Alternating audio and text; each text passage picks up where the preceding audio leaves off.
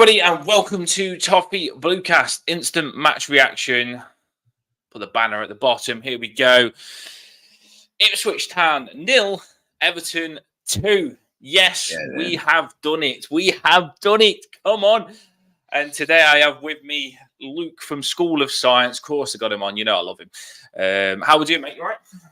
Yeah, doing great, mate. It's even better with that result. Not only is it an away win, it's also a clean sheet. So really cannot complain at all. As we know, Hilleman and Dye with this nice little capitalising on the mistakes. Nice little touch there. And Michael Keane with the little thunder right into the top of the net. So, hey, happy days all around. Also, we got a VAR decision in our way as well. I know you messaged me with the VAR, an actual referee decision that's gone our way. I didn't expect it to go our way, to be fair. I think it was the right decision. When you're looking at the Calvert-Lewin one that we had against us last time, I definitely think it would have been harsh. And the commentators actually said that it was a penalty at first, but then at half-time they looked for it properly, and it wasn't a penalty, was it? Honestly, mate, nah. Similar situation with Calvert-Lewin. So pretty much players managed to break. Even before you even take into account the fact that he kicked Michael Keane, he was going down. He was already going down at that point, and his leg had caught Michael Keane, and that just basically confirmed that he was on the floor. So for the fact that if they were to give that, that would have been a massive injustice to the whole situation with VAR, penalties decisions, and the referees as a whole, because if the one where Calvert-Lewin would have went down against Newcastle wasn't given, that definitely shouldn't have been given. There's basically very little in terms of difference between the two of them. Yeah, I completely agree. We're going to talk bits and bobs through the game. Of course, we will. We'll talk about the first goal, the second goal. Get your comments in. Let's hear what you've got to say after the game. How do you feel? I'm sure some people might still be frustrated. I'm sure some people will probably just see the positives. It's interesting to hear how you feel after this game. Let's just drop a bit of. You ready for this, Luke? This goes on every time we win. This goes on because you don't actually think that there's going to be a bit of a drop on this, do you? It doesn't sound like it. You wonder what's going to happen, and then Njai comes, Michael Keane comes, not doing.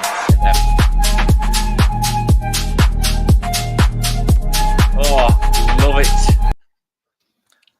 Happy days. Everton have won. Right, this Njai song, Luke. This Njai song. Njai. Have you got it yet or not? No, I haven't really been thinking about songs, to be honest, mate. To be honest, the only way we can really go about it, and I mean, this is the thing that gets me right now, is it Njai or Ndai? Because the way his name's pronounced, it sucks like Njai. I think so. I don't know. Well, you won't listen to me because you know what I'm like. I'm more wrong than right. But I say Njai, Iliman Njai. I think there's a couple of ways that you can pronounce it. But the pause is massively. It'll be in the comments, massively on the song, and it's I am in love. I can't deny. Our number 10. His name is Iliman Njai. From Senegal to Bramley Moore, he's fucking magic. He's the one we all adore. Ole, ola, ole, ole, ole, ole, ole, ole, ole, ola. I love it. It's in my head now. I am in love. Yeah, I'm on it. And there was all the Everton fans were singing it in the turnstiles and stuff like that. So it's catching, Luke. The song is catching. Song is catching, is it? Yeah. It's a bit too weird for me, to be honest. You'll be on it. I guarantee you will be on it, Luke. You will be jumping on that song. I've been practicing it, and I'm getting there. But I am in love with Iliman Njai, and this is the best way to start it off. He opened us up pretty quick, didn't he? It was a nice early goal.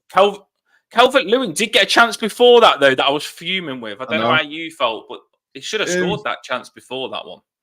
Yeah, that's one of them. This thing with Calvert-Lewin, he has a lot of chances on goal, but a lot of the shots that he has, anytime he gets like a clear moment, he seems to scuff it quite a bit. I feel like every time he's sort of got that moment, it's like that half a second just before he hits it, he's in like 2 to 3 different minds, whether it be, am I going to just full blast it? Am I going to just tap it? Or am I going to try and be smart about it and try and go across him? and he seems to be torn between those three things simultaneously. He needs to be able to just sort of turn his brain off at that half second and just say, hit it. That's all he needs to do, just hit it. And it is one of them. It is disappointing that Calvert-Lewin hasn't really been scoring in the one-to-one situations. But over the course of time, I've got a feeling because, I mean, even today, he was playing more like a midfielder rather than a striker. And he actually had a lot of good moments there. He was able to move up and down the left wing alongside Ndai, helping him out a lot. And he was having a crack at it. It's not like he's one of them sort of strikers who just doesn't do anything. You know, the ball goes up, he gets it, and he's sort of half-hearted. He's actually, you can see that he is actually going for it. So, and to be honest, that team as a whole, though, they actually seemed a lot better than the previous games. I mean, in this game, pretty much from the first goal, you almost felt convinced, okay, we've got a good thing going right now. We're going to get the win. We actually looked like we were confident in going for the win. Well, the comment there, good result, but disappointed in DCL not finishing those one-on-ones. He could have had.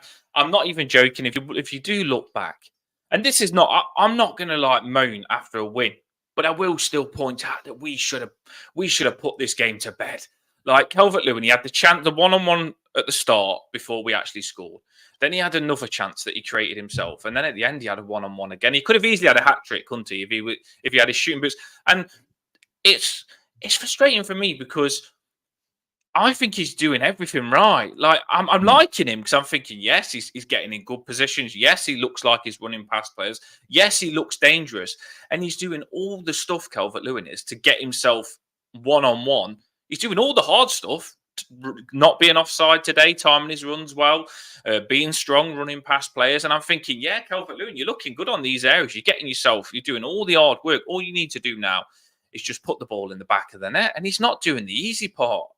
Just like being clinical when he's done all the hard part. And I don't know what to think on that. I'm thinking, yeah, you're looking good. But then when you actually do all the hard work of actually getting yourself the chance to do the easy work of putting it in the back of the net, you're not putting it in the back of the net. He had a good enough game today, and he worked hard enough today to get a hat trick. Yeah, but he just missed some easy chances. So I don't know how to feel on that. I'm a bit 50-50.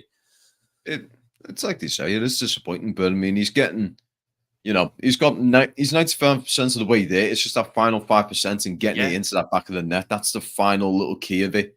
Everything else. Straight at the keeper there, Luke. Look. Straight at the keeper there. Look, the comment. Yeah. It was. He did actually scuff a few to the keeper. There was one there where he brought the ball down, perfect touch, did the little pirouette, and hit it. And I feel like if he would to put a bit more into it, he could have probably have actually got it into the net. It was just a little scruff, it was just a scruffy little dragged shot that ruins it for him. Again, and he had loads of left hand side of the goal to hit it, and he's done the hard work. He created, Calvert-Lewin created that chance himself before the first goal. He actually closed the ball down, took the ball off their centre back, and then started running himself. So it was a goal that Calvert-Lewin had done everything really well to create himself. And I'm thinking, you've worked so hard for that. Just put it in the back of the net. He's got to just be more clinical. I'm happy because he's looking really good, but it just frustrates you when he's doing all the hard work and doesn't put it in the back of the net. Because I'm thinking, just put the icing on the cake, Calvert-Lewin. Just put the cherry on top and put the ball in the back of the net. So people probably will be a little bit frustrated with that. I've seen a lot of people on X really angry with him not scoring. But he is looking better. He is looking sharper. And he is fit. Yeah, even Brian Oviedo was actually putting a comment out how happy he was seeing Everton doing well. Yeah. No, I love it. Right, so we're going to go to the past. I love him. Oviedo, you can't beat him. What a player. Going to go left back. He'd probably get in left back. The first goal, Iliman Ndiaye. Well, that's what I say anyway. I am in love. In my head, I am in love. Right. He scored the first goal, and what a goal it was! What a goal it was! It was just a smash bang top right hand side of the goal, wasn't it? And when it come down to him, you knew he was going to do it. Yeah, I think that's something it's something as well we've been missing for a little while, being able to capitalize on mistakes. Because if it wasn't for that Ipswich player sort of fumbling, because what he tried to do is the ball went out to him and he fumbled the touch, went straight out, and then I was straight onto it. No nonsense, made his turn, hit it as hard as he could, got in the net. It was sort of against what he does, because he's one of them sorts of players that likes to have a little fun and a bit of skill about it before he puts it in the net. But with this one, he just thought, need this, get the goal, let's get going. He really did play well with that. And the entire build-up as well. It was good for it as well. So we had our moment there. How can I put it? I think it was Harrison, wasn't it? Harrison actually put the cross in. One of their players was able to get it, put it out, and then the other player fumbled it for Ndai to pretty much get onto the ball with it. 17th minute, which was a nice, like I say, Calvert-Lewin missed that chance, and then you think, oh, is it going to be one of those days? And then Njai knocks that in 17th minute, and we're all celebrating. They did at that point look like they was massively nervous in defence. They looked very fragile in defence, and I think we started quite well. It was just a case of pushing on them and getting that second goal. And I'll put my hands up, people. I will put my hands up. I wasn't a fan that Michael Keane was starting. I wasn't. And I did say, because being an Everton fan, you know how it goes. If you don't want something, then they do something good. And that's what happens. If you say you don't want this player to play, he'll play. And he'll do a Van Basten and score a freaking one top corner. Do you know what I mean? And come on, Luke, tell me about this goal. What is going on with this man, Michael Keane? Because how can he shoot like that? Yeah, it's one of them. Michael Keane, as I've said, he's basically Coldrup in the back, but Haaland at the front. He's played completely out of position, because every time we see him play, he seems to do absolute terrible. I mean, even in this game, he dragged back one of their players, got himself a yellow card for his troubles. His defensive work is just all over the show. But then when you put him upfield, for some reason, he can get the ball on his head. He puts it through in his head. He can score screamers. He gets everywhere up front perfectly. But for some reason, we're still playing with the back. If I was Dyche right now, I'd be going, right, Michael, you're not a defender, you're a bloody striker. So next game, we're going to go with a 4-4-2. Branthwaite's going to be back, so you're going to be up top with Calvert-Lewin. If Calvert-Lewin scruffs anything up, you're going to get on top of it. Comment coming in now. He has what DCL doesn't have, finishing ability, and that's what's been all over X straight after the during the game as well. Michael Keane is our best finisher. He probably is. Probably our best finisher since Richarlison. Yeah, someone please tell me now in the comments who can actually finish better than Michael Keane in that Everton. Ooh. Who can finish better than Michael Keane? Actually, isn't anyone. Michael Keane is actually our best finisher at this point in time. Between him and McNeil, maybe. But McNeil's meant to be doing that. That's mad, that is. Our centre-back is up. And I know sometimes centre-backs are good finishers. But he's something else. And I still would say I don't trust Michael Keane massively in defence. And like you said, he got a yellow card earlier on, and I'm thinking, for bloody hell, Michael Keane, what are you doing? Straight away, I think you're on a yellow card now. You're in trouble. You look like you can't defend. And of course, he goes and smashes a rocket in to make it 2-0 and just kicks me in the face in a good way. But I still stick by that. I don't think that we're as good defensively when he's playing centre back, but he scores some vital goals for us. If you think about the Crystal Palace goal that he scored at the start of the comeback against Crystal Palace, the 3-2 game, and then you think about the one against Tottenham, that screamer, that sort of Jagiel Kadabi one from like nearly the halfway line.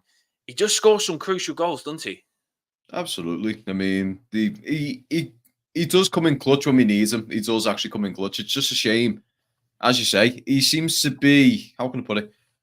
When him and Tarkowski are in the same squads, it's two separate defenders. When you have the likes of Tarkowski, Branthwaite, the two of them complement each other. So I think that's where one of the bigger issues is. So when Michael Keane's defending with Tarkowski thinks, okay, I've got to cover the grounds here because he might fumble here. So when that happens, you've then got a little bit of an opening somewhere further on. And that's where they sometimes can capitalize. A better team will capitalize on that sort of thing.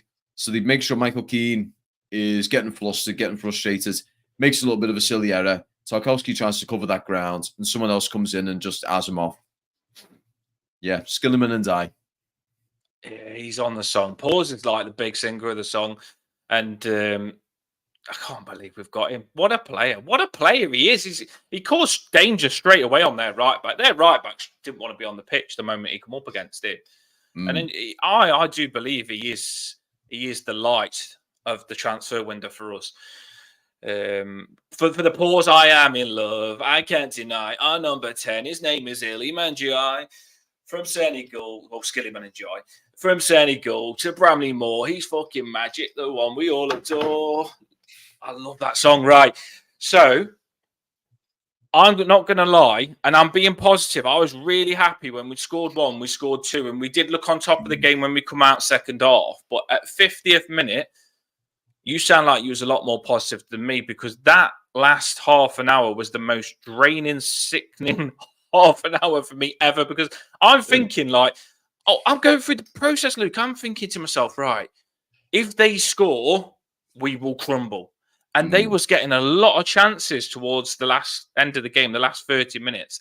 And I think, if, no disrespect to Ipswich Town, if they had something about them, they would have scored. Well, they had a lot of really good chances towards the end. If Calvin Phillips was a bit better than what he was today, I think they would probably have got like 1 or even 2. That though is more down to the fact that you've got a team there that you could actually see was starting to get physically fatigued. I mean, don't get me wrong, McNeil was still going for it. Harrison was still going for it. But you could see that the tired legs were starting to kick in. And the fact that they were making subs at that point as well. They made 2 subs, and then 10 minutes later, another 2 subs. So they were trying to refresh the squad, whereas we sort of just hung on our laurels and we just said, you know what? We're doing well. We got 2-0. Let's try and show up the shop and just stop them from playing now, which, as we know, any decent Premier League team, if they see you doing that, they'll say, right, sounds, we're going to switch our play up completely. You guys are going to be confused. We're going to score. So in that situation, I think that's where Dice should have turned around and went, okay, let's see, what have we got on the bench? How was everyone looking out there? Okay. These guys are starting to Didn't have much on the bench, though, did we? We had 3 right backs, a midfielder, and 2 goalkeepers. And 2 goalkeepers, Not obviously. much. You've got to have 2 goalkeepers. What if one gets injured, the other one goes on, and he gets injured? You've got to have 2 goalkeepers. Or you can play one up front. You can play a goalkeeper up front. Of course you can. Begovic up front. Why wouldn't you do it? Of course you would. Get Begovic up front if you need it. Michael Keane could be that good shooting. Probably Begovic would be the same. You know what? I'd love to see Pickford scoring an open play, because he's got a hell of a left foot on him. I can imagine him. You know, like a corner comes in, he's come up as like the last grasp of the game. The ball comes out and he just whacks it with his left and it going in. Oh, penalties, get Pickford on all the penalties, I say. The Blues says, when I said that the last 30 minutes I was scared, the Blues said we didn't make a save until the 80th minute. Yeah, but they completely dominated the game towards the end, which I didn't like. And the thing is, I do believe that we had a lot of chances to put it 3-0. Just give us a little relaxing game, because we've all got in our heads we're not safe at 2-0. We've got Bournemouth flashbacks in our head, because the moment it goes 2-1, we're not thinking it's going to go 2-2. We're thinking it's going to go 3-2. We know how the Bournemouth story went. We know how the Villa story went. And I just feel that the moment that we go 2-0, it feels like we relax. Like we're really good. We go 1, we go 2. And then all of a sudden we don't take our chances as well. We look like we think we've already won the game a little bit. And we could have gone 3, 4, 5 goals this one. We really could have put more goals in to kill the game off. And a 2-0 is just a scary scoreline, I think, Luke. I think we've got to start making it 3, because the chances that we had, we should have made it 3. We 100% should have made that game 3-0. Why do we relax, Luke? Why do we relax when we go 2-0 and we don't carry on playing how we've been playing to make it 2-0? It's the Dice tactic. I mean, that's how Dice plays. He likes to try and what he believes is, it doesn't matter how many you score by, as long as you win. That's his thought process with it. So once you've got them 2 goals, you go, right, we got a comfortable lead. Let's bring it back and just park the bus pretty much. But it's not going to work. I don't like it. I don't like it myself. I mean, we tried. Well, I mean, we couldn't really do it with Villa more. Well, for the fact that they just completely outrun us. So trying it with Villa was an absolute fool's errand. I mean, against the likes of Bournemouth, that was more down to, like I said, fatigue. But in this game, what we should have really have done is just said, right, tired legs, let's get things switched up. You know, Ashley Young, the guy's in 40 now. He's pretty much he's going into his midlife crisis years now. So instead of having him play the full 90, bring him off, get Coleman on. You had Coleman there on the bench. If you want to bring Coleman on, get Coleman on. You could even spice it up a bit and say, right, Mikalenko, we know you've got a issue with injuries and everything. Bring him off, get O'Brien on and put him in the back line there, get him get his legs going. I mean, there's so many ways we could have went about this. But obviously, as we know, one thing I wouldn't mind knowing is what happened to the Lindstrom. He wasn't even on the bench. I'm interested on that. Yeah, I'm interested on that. Was it fallout or because Dyche didn't mention it in the press conference unless it was something like last minute where it was like he'd messaged saying he's got something tight the night before and they was keeping an eye on him. But Dyche didn't even mention that they're keeping an eye on Lindstrom. Lindstrom seems to be like a Danjuma. It really does. And I still feel Lindstrom's got a lot of potential. So I hope Dyche doesn't push these really attacking players out just because Danjuma wasn't that good defensively, but he was good attacking. And Dyche wasn't a fan of him. And it just seems the same with Lindstrom as well, because Lindstrom hasn't got that defensive ability that probably McNeil and Harrison have got. Dyche isn't that keen on him. I'm not sure. I don't know whether anyone knows. Anyone who knows in the comments, let us know. There was see, I am going to always call out the end of the game because I do feel that we don't look. It seems like the same story. Do you know, like we've gone 2-0 up and lost against Bournemouth. We've gone 2-0 up and we've lost against Aston Villa. And I'd like to think that we'd find a new recipe and learn from that. And try and push for one more. It looked like that we'd done the exact same thing, but luckily for us, Ipswich wasn't that good attacking. But I think if we do that same thing and go 2-0 up against better opposition, we're going to lose the game again. So I'd like to see us do something a little bit. And that's not so, you moan. I know some people, you're moaning when we won. I'm not moaning when we've won. I just think that we've got to be prepared that when we do come up against someone better and get that 2-0 lead, we can't keep doing that, what we did then, because they had some really good chances at the end. And the moment it goes 2-1, we crumble. So we've got to start making it 3-0 or 4-0. We've got to be more clinical. I'd like our mentality to be right. 2-0. Let's not let it go 2-1. They need to go 3-0 straight away. But I am really happy. There was a lot of positives. Who stands out to you? I mean, I'm going to give you a few players here. You ready? I thought Decore was fantastic in that role. I thought he was really good in the centre. And I know he's a quiet player that not many like to give him compliments and stuff like that. But I thought he really did try and move the ball forward, which he struggles with normally. So I thought he moved the ball forward quite a lot. Decore showed for the ball quite a lot. And I think Garner Gay he did well in the middle as well. I thought they did well in the centre. And Jai, fantastic. Calvert-Lewin worked hard, but needs to be more clinical. Mikalenko, I thought, was back to himself today. I thought he was a bit more turn the ball over, get stuck in. I thought Ashley Young had a fantastic game. Yeah, that's a great game again. He looks like a leader a little bit, doesn't he? He does.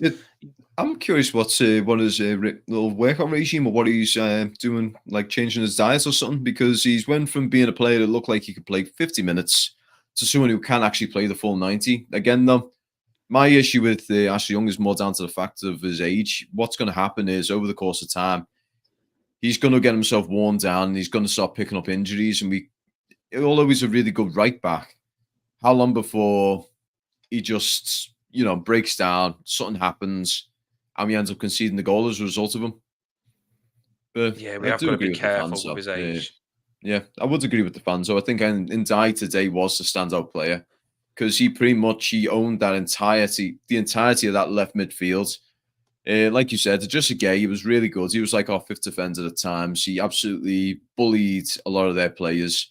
To Corey, he was able to do a lot of good distribution. He got the ball forwards. He put it out when he in places where he needed to. I think he has an opportunity there where he could have actually had a crack at it, and it was unfortunate he didn't actually take that opportunity. Harrison, another one. I think he actually did really well on the right. He was able to get up and down that field. He was able to make a lot of critical decisions that really worked out in our favour. And coming to the final third there, instead of just getting up there and putting it into the box, he actually held up the play for a little bit. So he got up there, got around the box, held it up, waited for people to get into the box, and then had a go at it. And if he felt like they weren't getting anywhere near the box quick enough, he brought it back, and we didn't do anything stupid where they were just going for Hail Marys. They were actually making rational and sensible decisions across the entire park. So I think everyone on that field today played really well, apart from Pickford, who really didn't get much to do until the 80th minute. So that was a good game. Yeah, though. Pickford had a quite a nice and quiet game, just how we like it. Yeah, I do feel like he might as well. The comments are coming in. Keep your comments coming in. I do feel that these are pulling together a little bit now. Yeah. Ashley Young said before the game that we're going away and we feel like we're together, we're a team, and we do feel like we can get the 3 points. And I think the group sound like they're together.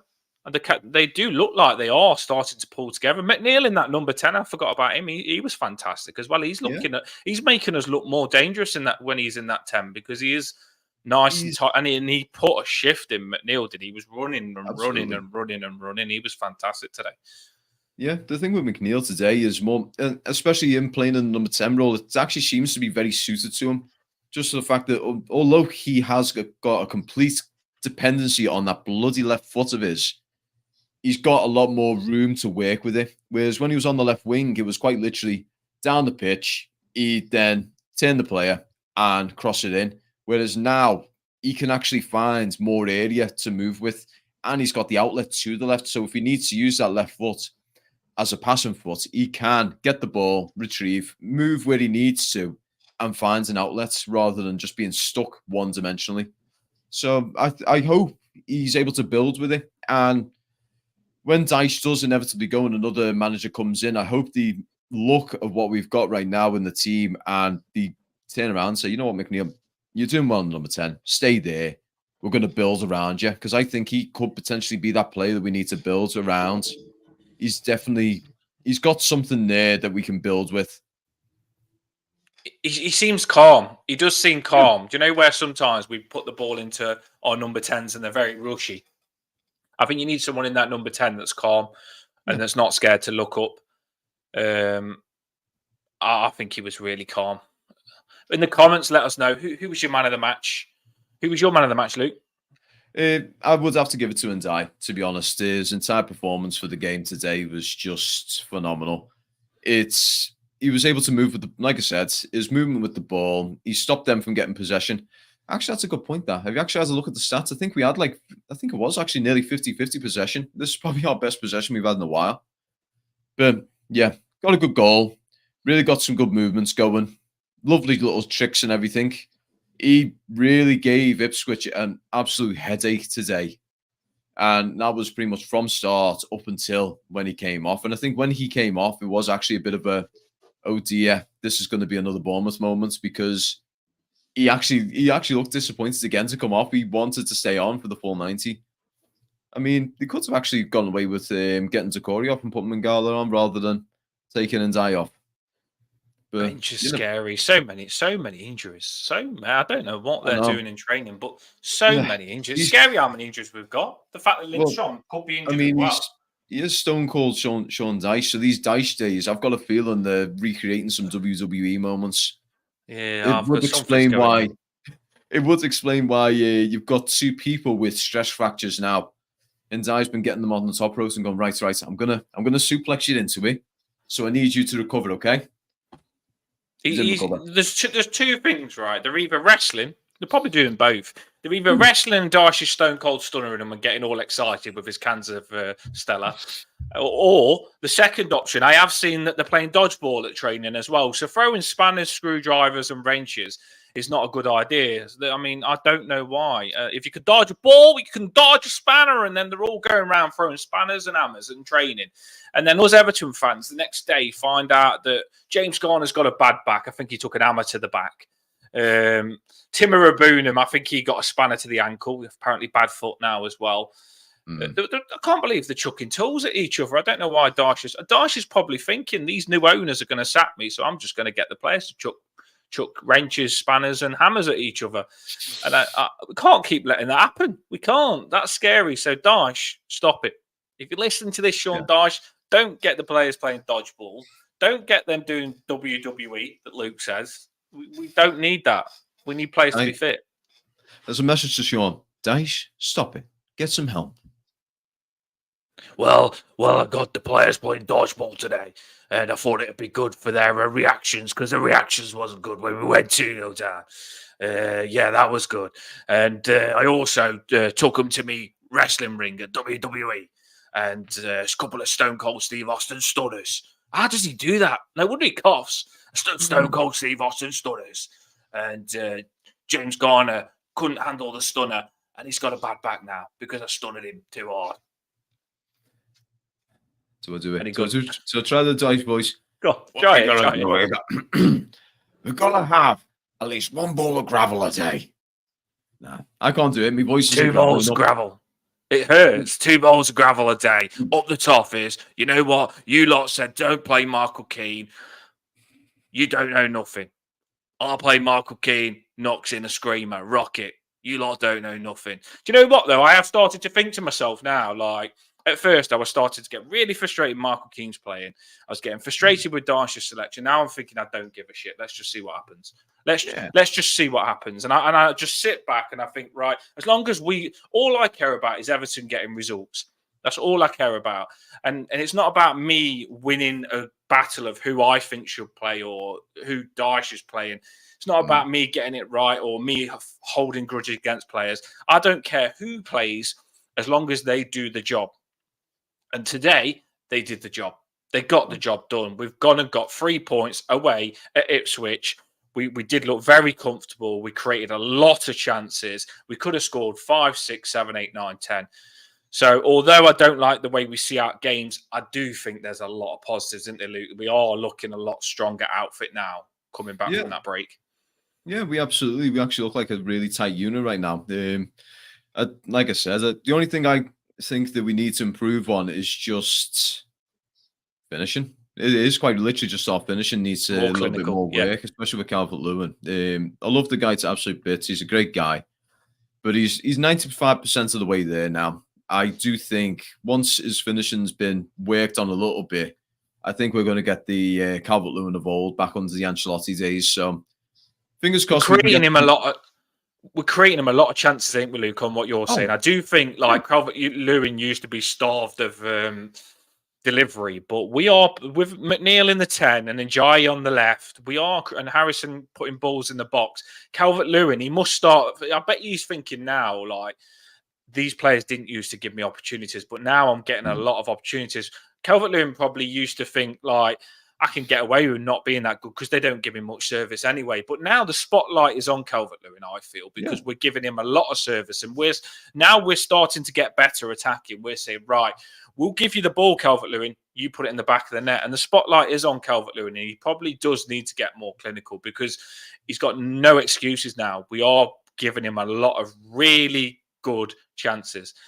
But I think he can do it. I think he's doing all the right things. He can shoot. We've seen him score goals. He just needs to put it more to the left or put it more to the right or chip it a bit higher. He's always at the keeper, isn't it? Giving the keeper the chance. Most of the times, I do think he actually tunnels into the keeper for some reason. But I think once he's able to widen that little bit of a view out a bit and just shut off the voices in his head, he'll come back to good again. Because I think he is only like 1 or 2 more goals from being Everton's like 3rd highest scorer in the Premier League.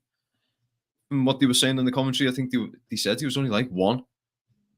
But as someone said there, DCL. What was that? Sorry. Go back to the other one. Sorry. DCL hasn't. The Blues have said DCL hasn't learned how to finish. He's not going to now. You never know, mate. You it's never too long to teach an old dog new tricks. I mean, remember Sylvan Distan when he came to us? He was shoddy as anything. The dude was 34 years old, and then all of a sudden he became one of our best defenders alongside Jags. We actually had an old dog's defense, and it was solid. It's never too late for them, mate. I mean, look at me. I'm 32, and I've went from being a midfielder, and I've actually pushed myself into a striking role, and I've actually been able to find the net a few times. I know. You can't. Don't give up. Don't give up. You know what I mean? I think I got with my missus when I was 28. You know what I mean? Rejection. Then I got with my missus when I was 28, and now I've been together 7 years. So I didn't give up. And I was 28, and I turned into a stud and won her over. And now she loves me at 28. You know what I mean? So you can get better. You don't give up. Sometimes you ain't got it when you're younger with experience. But if Calvert-Lewin does keep getting those chances, it's just got to be. I do believe that when Brozier comes in, there's going to be more pressure on Calvert-Lewin then. There's going to be more pressure because Brozier will want to prove himself and Brozier will want to play. And I've said Brozier's going to be an underdog that's going to be good. So I think the moment Brozier's available, you'll see Calvert-Lewin start taking every chance and scoring more. And it's bad that it works that way because he should do it anyway. But I bet you the moment Calvert-Lewin gets more competition, those chances that he's been missing, he'll start scoring to try and keep Brozier out of the squad. And we'll have a good battle of strikers then. I think we'll get good competition with them too. I think, to be honest, when Brozier becomes part of the equation, I've got a feeling the formation might actually change a little bit. It's because with Brozier, from what I've seen with a lot of things, he's one of them. He's more of a second striker than an actual dedicated number 9. So I think in these situations, where we've had the likes of Calvert-Lewin when he takes a shot and the keeper sort of saves it but ricochets it out, that's where Brozier will probably come in to finish.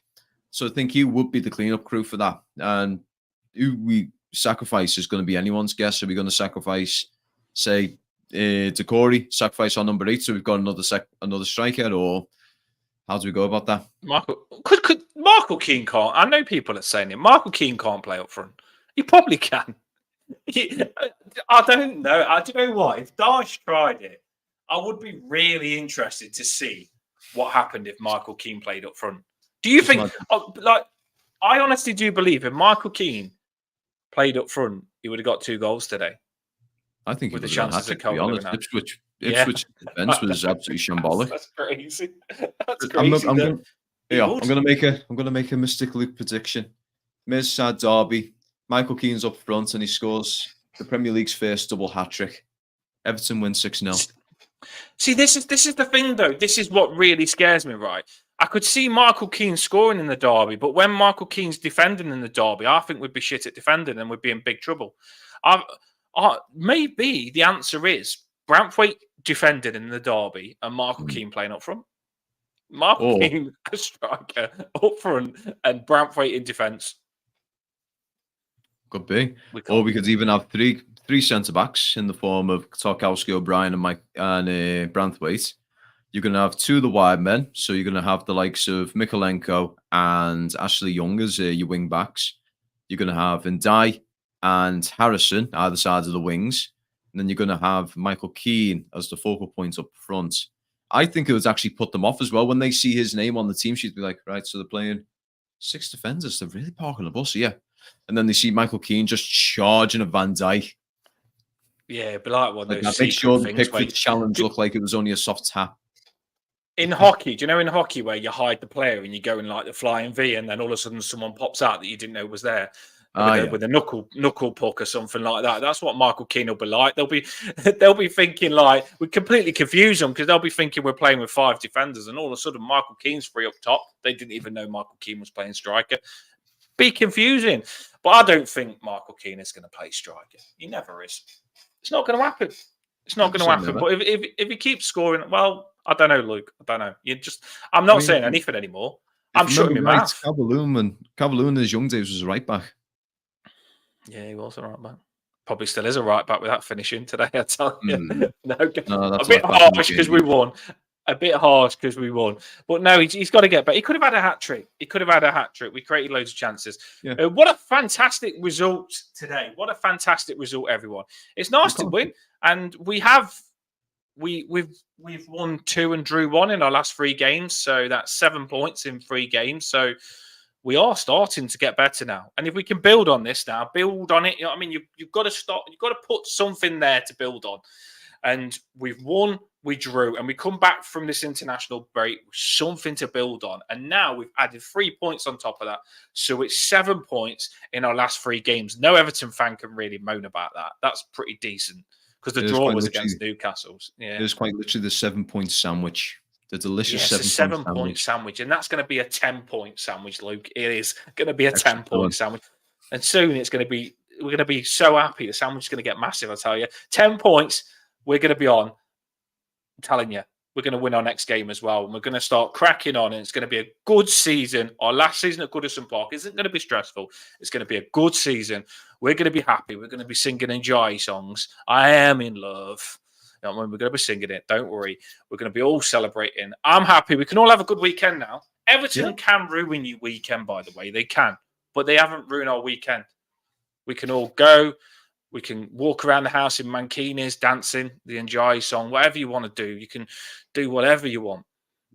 Celebrate. I told you about looking at my CCTV cameras and my mankini. Well, you know, when that duster on your pictures behind you, I am in love. Oh, what a player. I can't believe we got Enjoy. What a player. Skilly man Enjoy. What a player. And I'm just looking on my feed now. All the Everton fans singing, going home, all happy. I've seen them all on the coaches. Every one of them, arms around each other, singing songs on the coaches. Everton fans happy. It's just a happy place. And our fans are amazing. Really loud as well. Really, really, really loud. I could hear you. Yeah, it is. From the house, 3 hours away. Just think, though, right now, we've got Skillyman and Jai. You've got Mac Messi. All we need now is someone for the right. But then again, Harrison is... Richarlison, the way Spurs are treating him. They didn't bring Richarlison on until the very end. Low move for Richarlison. Imagine that. Enjoy McNeil and Richarlison. That would be a bit dangerous, wouldn't it? Thing is, so Richarlison likes to play off the left, doesn't he? Or does he like playing off the right? He likes playing on the left, but he can play on the right as well, Connie. He's quite adaptable. Yeah. Because this is in now. At this rate, I think we're going to end up having 4. If we were to get Richarlison back, you'd have 4 number 10s in one squad. So you'd have Van Dijk, you'd have Lindstrom, you'd have McNeil and Richie. Richie can barely get on the pitch through injuries. Yeah. Then again, he's always had history with injuries, but they're not normally long term. No, not with us. He'll be back. To be fair, when we had Richarlison, I don't know if you remember, he was putting a lot of injections in his legs playing when he shouldn't have, Richarlison. And we was like really pushing him when he needed rest to play because we needed him. He was crucial for us staying up. And I think we overused Richarlison. And the moment Spurs got him, it was a burnt out, overused player. And I think he's took a lot of recovery. And I think he's just on the mend now. And we probably won't get Richarlison anyway. It'll be interesting to see what these new owners do. I do think they'll bring a bit of power in. And things are getting better anyway. So we are looking okay before these new owners come and add these big boy players that they're going to do in January. So it is massively positive. Right, we are at the end. I just want to say we've got... The competition is still going. It is still open. Goodison Park. These are amazing. He's going to make what sort of turnstile you want. So the model will be whatever part of Goodison Park you want. The models are £150, but you have a chance to win one of these models for free. For free. I have a book that I showed you. And what I do is if you say you subscribed, I write you in the book. I check whether you subscribed, I write you in the book. So after the stream, after we finish now, if you're listening to this, after we've finished, if you comment, if you subscribe and then comment and say you subscribed, I'll have a look, see if you're subscribed. And if you are, I'll put you in the book and I'll enter you in a competition, which is getting drawn this Monday at 9 o'clock. I'm going to get my daughter to draw it out of the hat. So it's going to be completely fair. I'll show you. And she's going to draw one out of the hat. One of you are going to win. And then I'll be in contact with you and I'll say, what part of Goodison Park do you want? So it'll probably be where your season ticket is, or it'll be where family member goes, or wherever you want it. This guy's going to design it and it looks incredible. We've got them on the show. It'll be in some of the previous shows if you want to see what the models look like. They are fantastic. So if you do want to be in with a chance of winning the competition, do it now because you ain't got long left. It closes on Monday, so you've got tomorrow, and then Monday is the last day, and the competition closes. I'm pretty sure there's about 25 going on 30 people, so you've got a really good chance of winning. Sometimes in the competition, when you've got like 2,000 people, you think, I won't win anyway.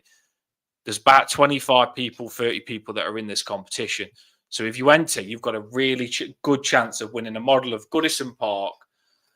And it's the last season, so it'd be a cracking prize or a good Christmas present for someone. So get involved. Get on it. It's a good competition, this, isn't it, Luke? I might have to enter myself then. You can. Yeah, you can enter. We've got polls that enter. If you want to enter, just let me. You want to be in? Yeah, definitely. Throw me in. Get me in that I know book. you subscribed.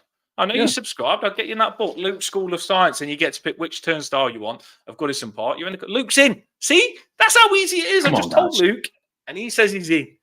So if you want to be in with the competition, it's £150 model, and people are buying these models off him, and the feedback they're saying, "Oh my god, this model looks incredible." And I've showed you on the show; they look incredible.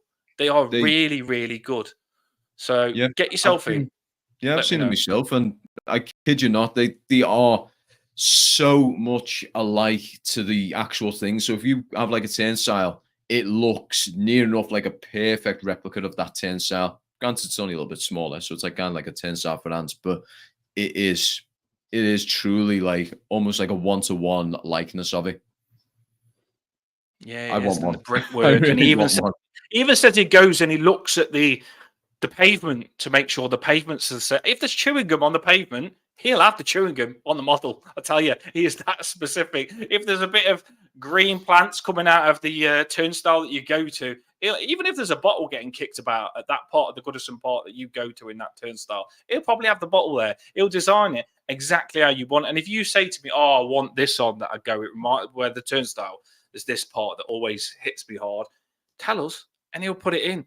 We won't get prizes like this again. We won't, honestly. It's a £150 model that looks sensational of Goodison Park the last season. You've got a chance of winning that. So just get yourself in. It's free. It's free to subscribe. So just subscribe. Let me know. He's done it so we could just get a bigger audience and grow the channel. So he's done a really good deed for us. And we're doing a really good deed of giving you this prize. So on Monday, Eliana will be drawing it out. Luke's in the hat. If you want to get in the hat, when the stream's finished, comment. I'll look whether you subscribed and I'll put you in. If you are on X, just screenshot that you subscribed and I'll comment underneath and say, thanks, you're in. It's that simple. Right, everybody, Everton have won. We're going to go and celebrate, Luke. We're happy, ain't we? We are really happy with this. We are really. Great weekend, guys.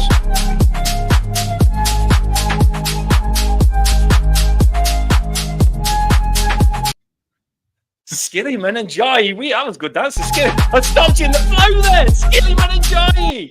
Skillyman and Jai. We're good now. Everton are back, baby. We're back. You know what I mean? 7 points in 3 games. We are back. I tell you something. Top 4, Luke? Yeah? Top 4? I think we're going to win the lot. We're going to get ourselves back in the Carabao Cup, win that, win the FA Cup, somehow get ourselves into the Champions League and then win that one, and then win the Prem. I think we're going to win the entire. That is music to my ears, and I like it. I'm on the same page as you. We're lucky if we wasn't knocked out of that cup, I tell you something, we'd be winning that as well. We're on it now. We've woken up with the beast. The dogs of war have woken up. You know what I mean? And we're ready. We are ready this season. I can't wait for next game now. If we keep winning, you just get excited for your next game. We know we're going to win next game, so let's just look forward to it. Yeah. Next one's Fulham at home as well, so it's actually going to be a good game. Smash them. Got Marco. They are good. Let's take them. Showing what the Everton team that he's missed out on is like. Ready for the challenge. Looking forward to it. Fulham, bring it on. Everybody, see you later. We won. We did it 2-0 as well. Clean sheet, 2 goals, and Jai scoring and Keane scoring a rocket. Can't go wrong, can you? Up the top is everyone. Have a boss night. Go and treat yourself. Go and get yourself Chinese or a chippy or a beer or whatever. Even a protein shake. Chuck a protein shake down you if you're on the healthy dieting. But treat yourself, everyone. Up the top is Luke's got protein shake in him. You can tell he's beasted. He's beasted. Up the top is everyone. Waiting for me now. You got what? Nice little fillet steak waiting for me. Ooh, 2-0 Philip Snake. 2-0 Philip Snake. He's living the dream, everybody. Up the top is everyone. Okay, guys, up the top.